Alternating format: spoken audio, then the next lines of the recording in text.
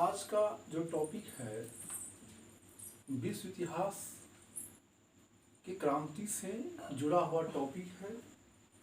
Topic है रूसी क्रांति, 1917 की रूसी क्रांति। 1917 की रूसी क्रांति। विश्व इतिहास में हम पाते हैं कि दुनिया ने समय समय पर बहुत सारी क्रांतियों को देखा। उन क्रांतियों में कुछ ऐसे भी क्रांति हैं विश्व इतिहास के जिन्होंने मानव सभ्यता को, दुनिया की राजनीति को, दुनिया के बहुत सारे देश की शासन व्यवस्था को देर सवेर प्रभावित करने का काम किया। ऐसे ही क्रांतियों में एक है रूस की क्रांति। जहां तक क्रांति की शुरुआत की बात है तो क्रांति रूस में हो या फिर 1789 को फ्रांस में हुई हो, क्रांति अकस्मात नहीं होती है। क्रांति के पीछे ढेर सारे कारण लंबे समय से जो है काम करते रहते हैं। रूस में भी वही हुआ। क्रांति अचानक नहीं हुई, बल्कि पिछले 100 सालों से रूसी समाज में, रूस की राजनीति में, रूस की अर्थव्यवस्था में ऐसी परिस्थितियां उत्पन्न हो रही थीं जो क्रांति का प्लेटफॉर्म तैयार कर रही थी। तो रूसी क्रांति के लिए जो कारण थे महत्वपूर्ण कारणों में जो सबसे महत्वपूर्ण कारण था, रूस के समाज का में व्यापक विषमता। रूसी समाज में भारी विषमता, रूसी समाज में भारी विषमता व्यापक थी।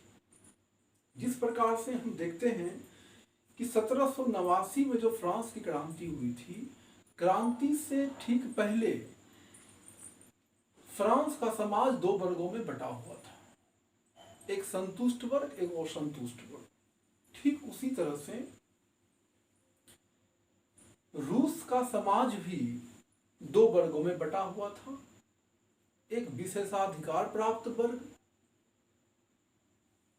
जिसमें राजा के कृपा पात्र थे, कुलीन वर्ग थे, पादरी थे, और एक ऐसा वर्ग जो विशेषाधिकारों से काफी वंचित था। वह वर्ग था सर्वसाधारण का वर्ग, जिसमें किसान, मजदूर, शिक्षक, डॉक्टर्स, वकील ऐसे लोग आते थे, मध्यम वर्ग के लोग, जिनकी आबादी रूस में 90% थी। इतनी बड़ी आबादी नाराज चल रही थी, तकलीफों में जी रही थी। इनकी समस्याओं की कोई सीमा ही नहीं थी। तो सामाजिक विषमता रूस की क्रांति के लिए सबसे महत्वपूर्ण कारण था। दूसरा जो कारण था वह था जार शासकों की निरंकुशता। जार शासकों की निरंकुशता। हम देखते हैं कि जिस तरह से फ्रांस में भी लुई शासक निरंकुश थे, भ्रष्ट थे, अयोग्य थे, ठीक उसी प्रकार से लंबे समय से रूस में आने वाले जार शासक अयोग्य, निर्बल, भ्रष्ट प्रकृति के थे। ऐसी हालत में वे रूस को बदहाली से, रूस को आर्थिक, सामाजिक बदहाली से बाहर निकालने में असफल रहे। इसलिए क्रांति होना लाजमी बातें थी। तो रेवोल्यूशन जो हुआ था 17वें रूस में, उसके लिए ये दो महत्वपूर्ण कारण तो थे ही। इसके अलावे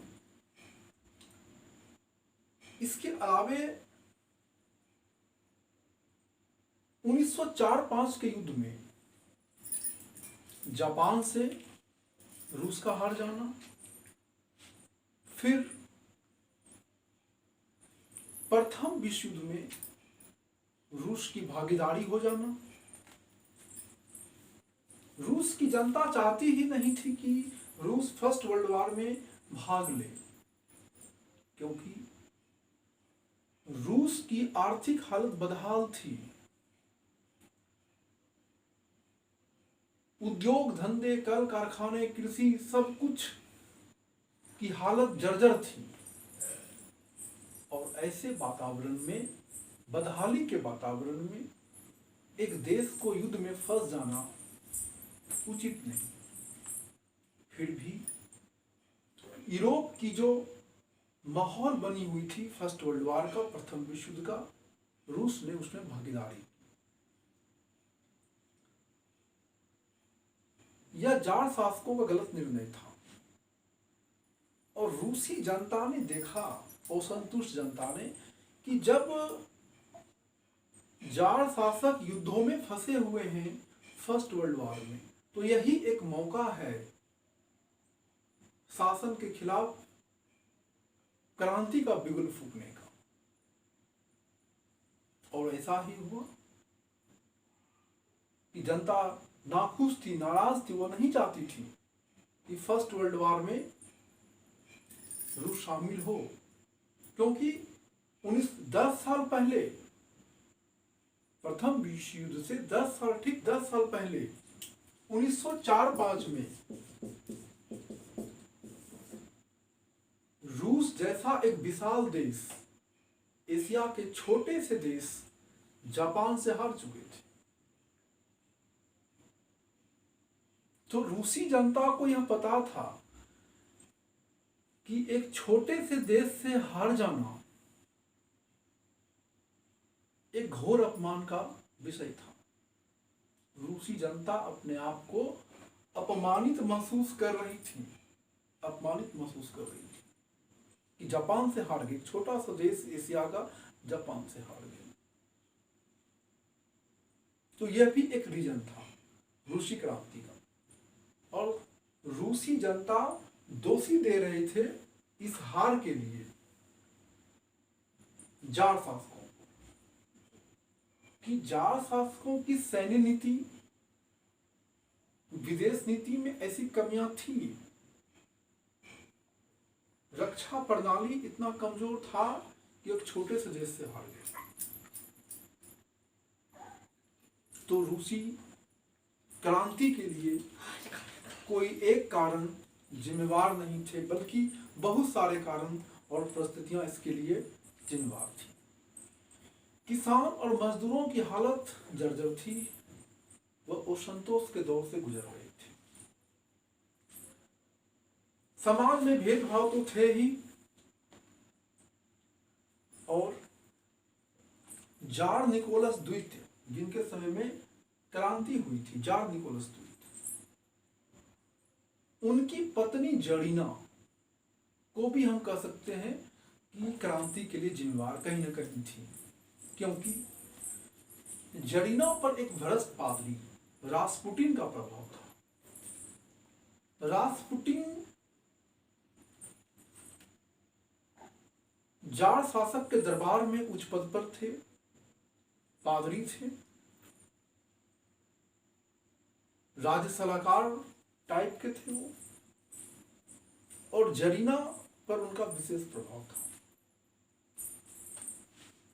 वह जरीना को मिसगाइड किया करते रहते थे, और जरीना समय दर समय रूस के शासन व्यवस्था में जो है दखल देते रहती थी। तो इस प्रकार रूसी क्रांति के लिए जब हम कारणों पर चर्चा करेंगे तो सामाजिक विषमता, एक जार शासक की निरंकुश नीति, 2 1904-5 के युद्ध में जापान से हार जाना, 1905 में खूनी रविवार की घटना। अब खूनी रविवार की घटना जब आती है चर्चा में, तो खूनी रविवार की घटना क्या थी? खूनी रविवार की घटना क्या थी? उसके बाद फर्स्ट वर्ल्ड वॉर में रूस का भाग ले लेना। तो अंतिम रूप से हम यह कह सकते हैं कि रूसी क्रांति के लिए कोई एक कारण जिम्मेवार ना था, बल्कि पिछले 100 सालों से विभिन्न परिस्थितियां और माहौल ऐसे रूस में बन रहे थे जो रूस की क्रांति को 1917 में होने के लिए एक माहौल दे दिया था। अब आगे हम लोग अगले